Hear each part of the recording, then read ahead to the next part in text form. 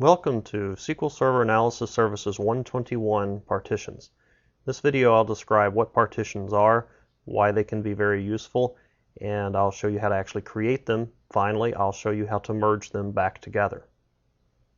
First of all, though, partitions are an enterprise-only feature, so you must have the enterprise version of SQL, or you need to have the developer edition, which includes all the enterprise features. Now, partitions store part of a data. They're partitioning or breaking up the data in a measure group into separate physical files. And each one of these partitions can do can get its data from one of two sources. One is it can retrieve the data from, each partition can retrieve their data from separate tables. So it's not unusual to have a partition fact table in your relational data warehouse, especially if it's SQL Server or some other source, because this allows you to have a very large table and divide it up in the relational sense, and then the partitions in your cube are each tied to a different partition in the fact table.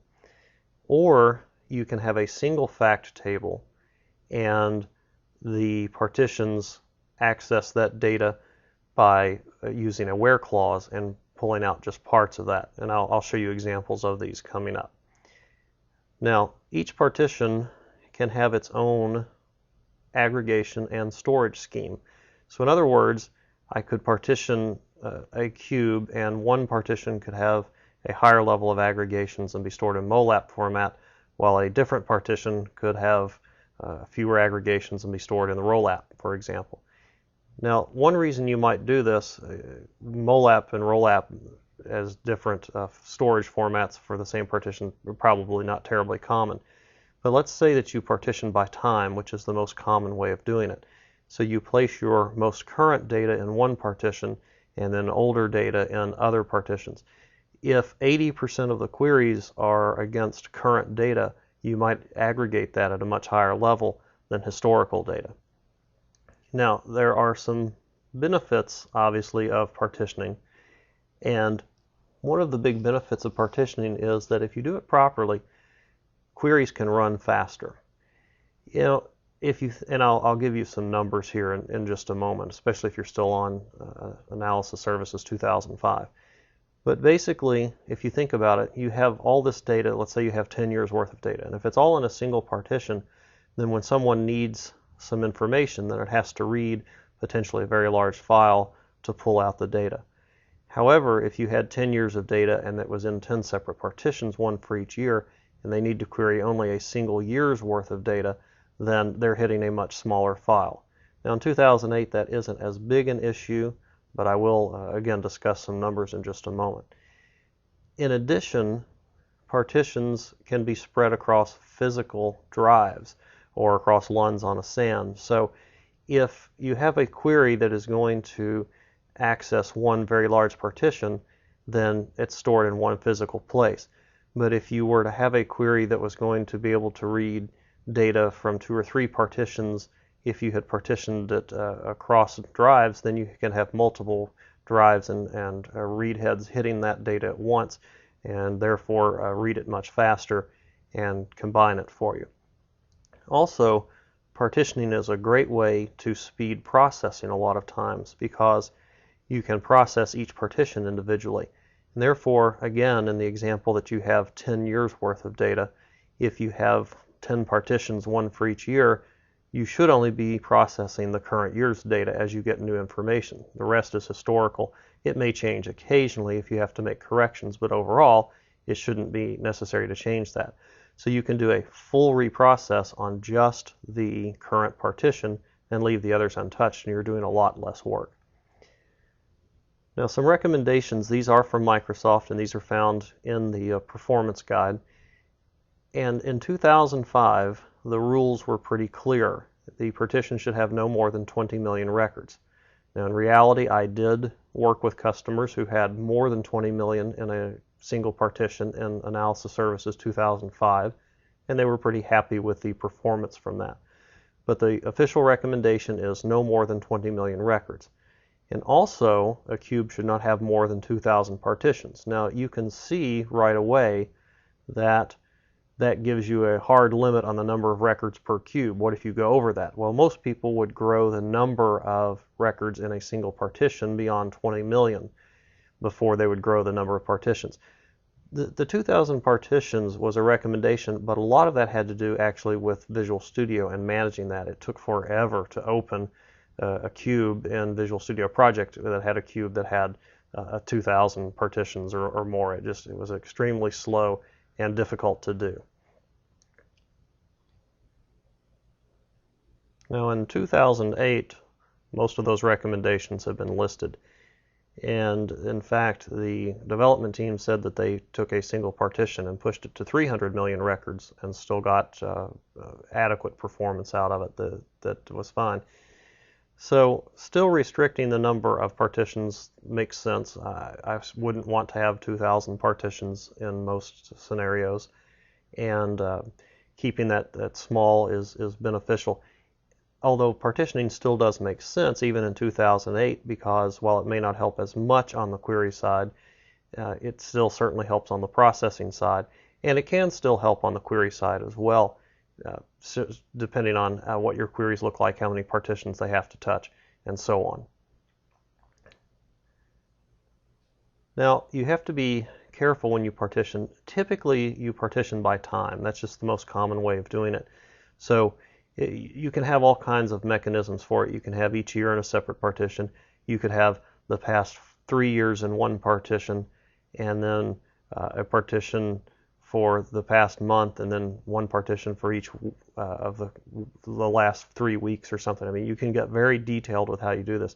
I worked with one customer that had a partition that was the current week to date, and so it would fill up, and then they'd move it into an old partition that had that week's data, and then start building a new one, and after 3 or 4 weeks they'd merge them into monthly partitions, then eventually into yearly partitions. And they had a whole mechanism for doing this, but they were also dealing with millions and millions of records every day. So it was a very large system and very robust and needed to be accurate or very performant. So that made for a lot of challenges. But when you do this, because you are pulling data potentially all out of a single table and using a where clause, you have to be very careful that you don't duplicate any data. Make sure that each partition truly has unique information in it. And I'll show in a moment how to set that where clause if you're pulling partition data out of a single table, and talk about that. Now, in addition, there is a property on partitions called slice, and you can define that. And first thing to point out is that this only applies to roll-up partitions, so it doesn't apply in most cases. But if you happen to have a roll-up partition, then you should define the slice. Now, the slice is an MDX term, and it describes what is in that particular partition. It is simply an optimization trick for the engine to let it know what's in there, and it can go and then find the information faster, and it gives better performance. This is not something I deal with on a regular basis because most people do not use roll-up partitions. So let's go in and take a look at creating and working with these partitions. Here I am in Analysis Services. This happens to be 2008, but doesn't really make much of a difference here. And I have a simple cube that I've created out of the AdventureWorks example. And if I switch to the Partitions tab, by default, every measure group that you create is stored in a single partition. And you'll notice that I have the Internet Sales measure group here, and it has a single partition also named Internet Sales. And currently its source is the Internet Sales table. And when you look at this, you have two choices with the binding type here. It can be table or query binding. Now the table binding, by default, when you build this through the wizard, is off that data source view that you create. Although you can bypass the data source view and go directly to the data source if you want. And in this case, I could find the table, and it would be the Internet Sales. It's actually a view in this particular case, or it could be fact Internet Sales, however you want to do it. But you also have the option here of query binding. And what this does is it creates a select statement that's the equivalent of a select star, but it does list out all the tables, and then it adds a where clause, and then it just sits there waiting for you to fill in that particular where clause. So I'll come back and do that in just a moment. But let's say, for example, that I want to take this internet sales and partition this measure group out into one partition per year. Very simple example and a common thing to do. Well, one of the things that you'll want to do is typically rename your partitions, and I'll come back and do that in just a moment. And in this particular case, I happen to know that my fact data only has 4 years worth of data, and even not 4 full years, but data for 2001, 2002, 2003, and 2004.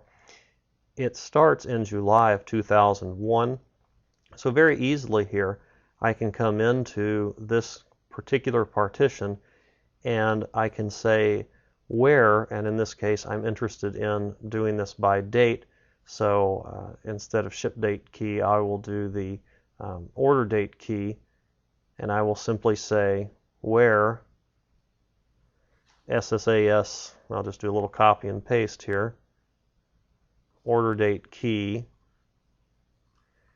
and because I know what my data looks like, I can simply say that I'm interested in dates that are less than or equal to, and the way this data is laid out, it would be 2001 12 31, so the last day of 2001. And you can check your syntax here, and then when you're done, of course at the bottom I should point out you're getting the warning to make sure that you're not duplicating data in more than one partition.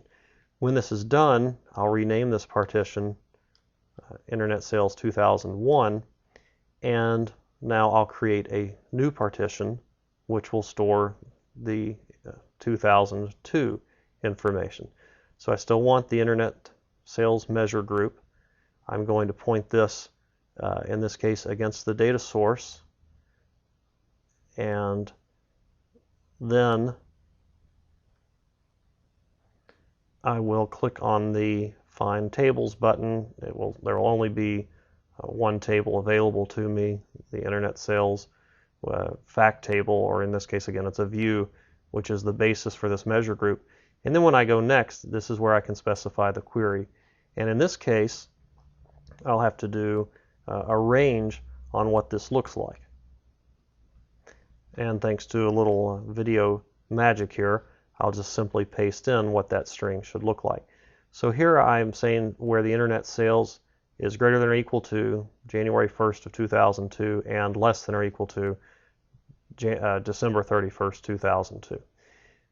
So in this particular case, this will now limit this to just 2002 data, and I'll go ahead and just store this locally where it is, and I'm not going to design any aggregations for this at the moment. And this one, of course, I'll name 2002, Internet Sales 2002. And now I will go ahead and create the ones for 2003 and 2004. Pause the video before I do that, and then I'll come back and continue with the demonstration. So at this point, I have my 4 partitions that restrict the data in each one of them to 2001, 2002, 2003, or 2004. Now again, if I had, in this case, separate fact tables or views that represented fact tables, instead of query binding, I could simply do table binding. And then I wouldn't have to worry about this where clause in each one of these. But in this case, this is what I have. And so at this point, I could go ahead and deploy and process this. And there's nothing wrong with doing that. And in fact, I'll go ahead and kick off a quick deployment and process, and it should work just fine. But now I don't have any aggregations designed for these, and remember, aggregations are a per partition item. So if you're using 2005, you'll have the actual aggregation link here. If you're using 2008, it's a separate tab. But regardless of that, I'll say that I want to design aggregations for the Internet Sales Measure group. And when you do that, it asks, okay, what partitions should this apply to? And you can go ahead and select them all here. But again, you can also select just individual ones and do different partitioning schemes for each one. Here I'll simply select them all and just show you, and I'll just walk through the wizard very quickly and let it do its count here, and then continue on. And do a quick performance gain of 30%. And one thing I want to caution you about, if you happen to be doing this and trying to replicate some of what you're seeing here, you don't actually get aggregations on any partition that has less than 4,096 records by default. That's an analysis services setting, and you can change that. It's in an INI file, and sometimes I'll drop it down to 1,000 just for demonstration purposes. But for here, I'll just leave this as it is, set the aggregation design, and go ahead and finish this. So I'm not going to process these at the moment. I just want to save it, and notice it's showing me that here's an aggregation and it applies to these partitions. And notice I could come in and change that if I wanted and have it not apply. So I'll go ahead and close this and redeploy. But that is an example of now partitioning the data and then assigning aggregations to those. And you can see that the processing has kicked off here. Now, the next piece of this that comes up is, okay, I have these multiple partitions, and now what happens later if I need to bring these back together? Well, this is merging partitions, and this is something that you do in Management Studio. Theoretically, you could do it in BI Dev Studio by doing what I just did and kind of reversing that, deleting one of the existing partitions and then taking another partition and changing its where clause so that it has data from maybe 2 years in it. Or on the server, you can actually merge partitions. To merge existing partitions, there are a number of rules that you have to meet. They have to be in the same cube. That's not surprising. They have to have the same structure, meaning the same, need to be have the same dimensional structure to them. That's not a big deal. They have to have the same storage mode. So one can't be MOLAP and one can't be ROLAP. So they have to be the same. And they have to have the same aggregation design. Now, one of the benefits of partitions is that they can have different aggregation designs. But if you're going to merge two of them, they must have that same aggregation design before you're able to merge them. So let me go into Management Studio and let's actually merge a couple of partitions and see what happens with those. Here in SQL Server Management Studio, I will connect to the local instance of analysis services. Just happens to be obviously the same server I'm working on here.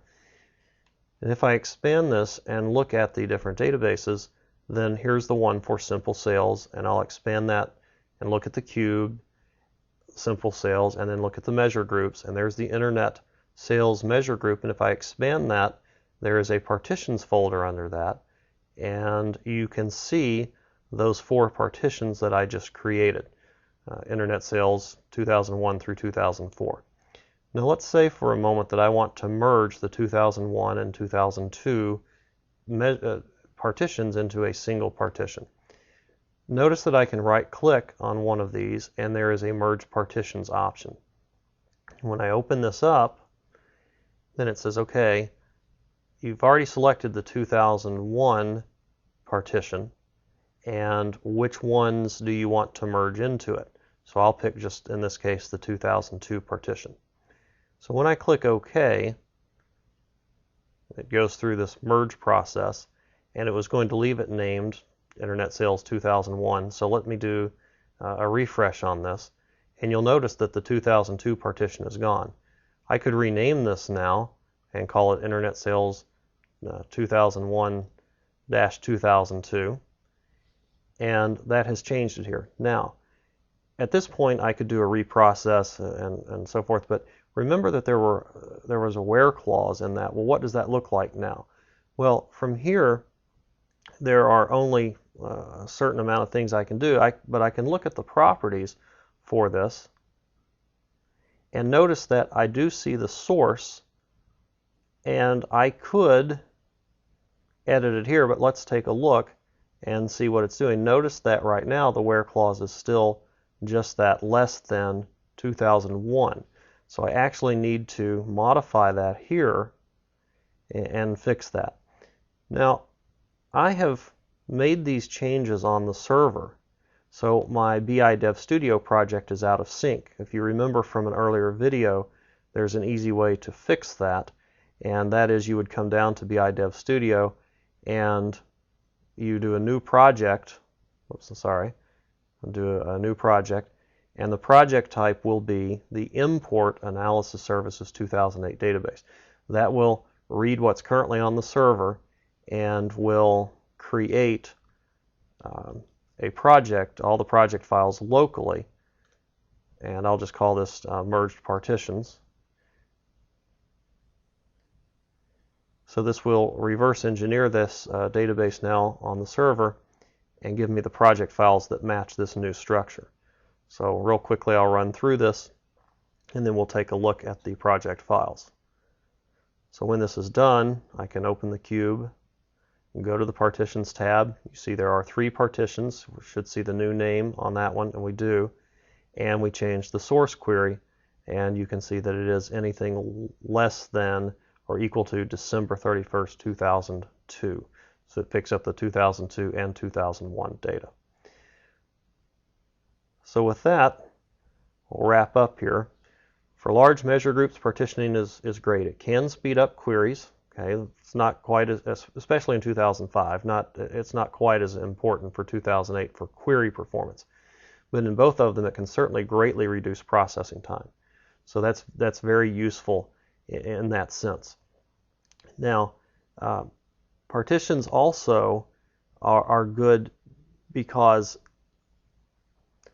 they allow you to actually break the data apart the way it's used, and then you can potentially change the aggregation scheme on data that's very heavily used. And that could potentially result in better performance as well. So this is a really good tool to use, and I highly recommend partitioning in cases of very large cubes. Most smaller cubes don't need to worry about it. But for really large cubes, I think it's a very good strategy for optimizing both query and processing. Thank you.